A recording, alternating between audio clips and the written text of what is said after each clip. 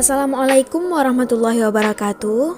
Kami dari kelompok 6 ingin mempresentasikan hasil kerja kelompok kami dengan judul materi desain dua kelompok dalam desain penelitian eksperimen, di mana anggota kelompoknya yaitu Putri Anissa, Tara Fitrianti, Ainaya Fatian, dan Fitria Rizka. Pertama, kita harus mengetahui apa sih pengertian dari desain dua kelompok. Nah, desain dua kelompok merupakan desain yang bersifat eksploratif, karena kita dapat mengetahui apakah variabel bebas berpengaruh terhadap variabel terikat.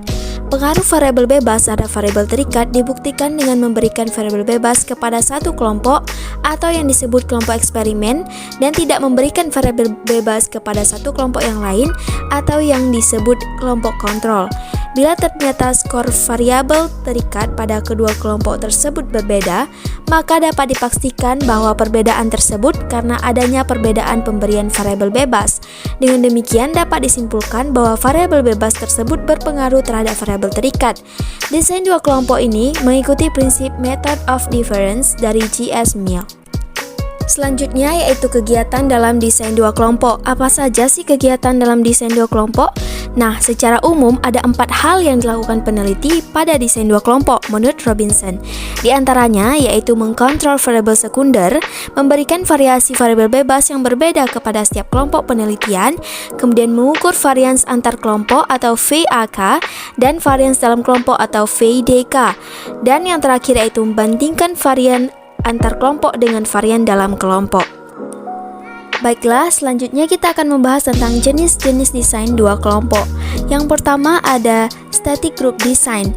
Desain ini disebut static group design atau non-equivalent post-test only design karena tidak dilakukan randomisasi untuk membentuk kelompok eksperimen dan kelompok kontrol, sehingga kedua kelompok dianggap tidak setara. Pada desain ini, peneliti hanya dapat memberikan variasi tertentu pada kelompok eksperimen dan memberikan variasi lain atau tidak memberikan variasi apapun pada kelompok kontrol. Pengelompokan subjek ke dalam kelompok eksperimen dan kelompok kontrol tidak dilakukan melalui randomisasi, tetapi berdasarkan kelompok yang sudah ada. Oleh karena itu, dengan desain ini tergolong ke dalam desain penelitian eksperimen kuasi. Walaupun demikian, desain ini tetap lebih baik dibandingkan desain satu kelompok karena adanya kelompok kontrol yang di antara lainnya digunakan untuk mengkontrol maturation pada penelitian dengan subjek balita. Selanjutnya yaitu non-randomized pretest post-test control group design. Desain ini sebenarnya sama dengan desain sebelumnya, yaitu desain static group design di mana dia tidak dilakukan randomisasi. Karena itu tetap memiliki kelompok kontrol untuk mengontrol maturation. Namun kedua kelompok penelitian tidak setara dalam hal proactive history. Nah, static group atau non-equivalent group ataupun non-randomized group memiliki arti yang sama, yaitu tidak dilakukan randomisasi untuk membentuk kelompok eksperimen dan kelompok kontrol. Oleh karena itu, desain penelitian ini juga termasuk dalam jenis penelitian eksperimen kuasi. Berbeda dengan desain sebelumnya, pada desain ini dilakukan pretest. Sebenarnya dilakukan pretest dan post-test adalah untuk melakukan kontrol konstansi terhadap proactive history. Yang perlu diperhatikan, pretest dan post-test harus merupakan tes yang sama agar hasilnya dapat diperbandingkan. Yang ketiga yaitu randomized two group design, post-test only. Desain ini adalah desain yang sudah memenuhi syarat dilakukannya penelitian eksperimental karena dilakukannya randomisasi. Oleh karena itu, kesimpulan mengenai pengaruh variabel bebas terhadap variabel terikat lebih akurat karena kedua kelompok penelitian setara. Desain ini menggunakan prinsip method of difference karena desain ini membuat dua kondisi yang berbeda pada dua kelompok penelitian.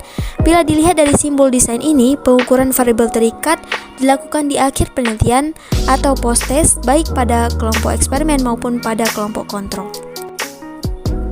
Selanjutnya yaitu randomized match two group design. Dibandingkan dengan desain randomized two groups, desain ini memiliki teknik kontrol tambahan dengan dilakukannya matching selain adanya randomisasi.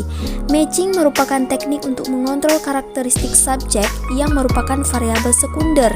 Matching dilakukan agar kedua kelompok menjadi setara pada beberapa variabel sekunder yang diduga dapat berpengaruh pada variabel terikat selain variabel bebas. Namun tidak semua variabel sekunder dapat dikontrol dengan matching. Syarat dapat dilakukannya matching terhadap variabel sekunder adalah bahwa Skor variabel sekunder setiap subjek harus bisa diperoleh sebelum dilakukan penelitian dan skor yang diperoleh berupa skor kontinu.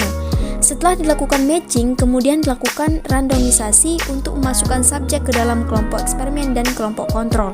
Sebagai syarat dilakukannya penelitian eksperimental. Baik, di sini saya akan menjelaskan tentang pretest, protest, control group design.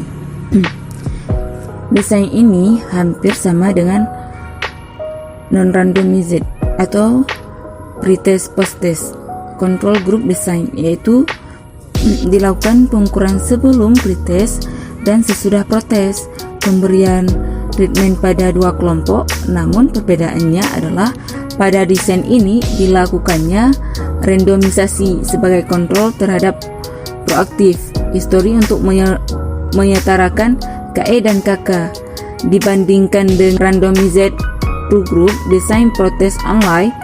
Desain ini memiliki kelebihan karena adanya kontrol konstansi untuk menganalisis pengaruh variabel bebas terhadap variabel terikat. Dilakukan analisis statistik yang sama dengan randomized two group desain yaitu menggunakan uncorrelated data atau independent sample test. Namun, skor yang dijadikan perhitungan adalah gain score, yaitu selisih antara skor protest dan pretest. Selanjutnya ada analisis covariance control group design. Pada desain-desain dua kelompok sebelumnya, kontrol VS hanya dilakukan sebelum penelitian, namun kadang ada VS yang baru disadari berpengaruh terhadap variabel terikat.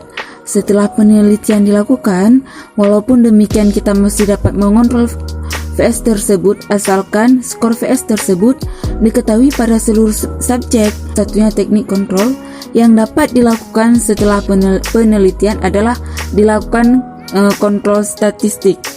Prosedur penelitian eksperimental desain ini sama dengan desain-desain sebelumnya. Randomisasi tetap dilakukan untuk menemukan subjek ke dalam KE dan KK. Begitu juga dengan manipulasi variabel bebas yang dilakukan pada kedua kelompok. Perbedaannya adalah dalam analisis statistik yang dilakukan. Kesimpulannya yaitu di mana kelebihan desain dua kelompok dibandingkan desain satu kelompok itu dapat dilihat di mana yang pertama meningkatkan validasi internal penelitian, yang kedua adanya kondisi yang diperlukan untuk melakukan perbandingan, dan yang ketiga desain dua kelompok bersifat eksploratif. Keempat, desain dua kelompok mudah dilaksanakan karena kita hanya memberikan perlakuan yang berbeda kepada dua kelompok yang berbeda. Nah, ada juga nih kelemahannya. Nah, kelemahan dari desain dua kelompok adalah tidak dapat digunakan untuk membandingkan lebih dari dua varians dari variabel bebas. Itu dia presentasi dari kelompok kami. Semoga apa yang telah disampaikan bisa bermanfaat bagi kita semua. Mohon maaf apabila terdapat banyak kesalahan. Terima kasih atas perhatiannya. Saya akhiri dengan wabillahi taufiq wal hidayah. Wassalamualaikum warahmatullahi wabarakatuh.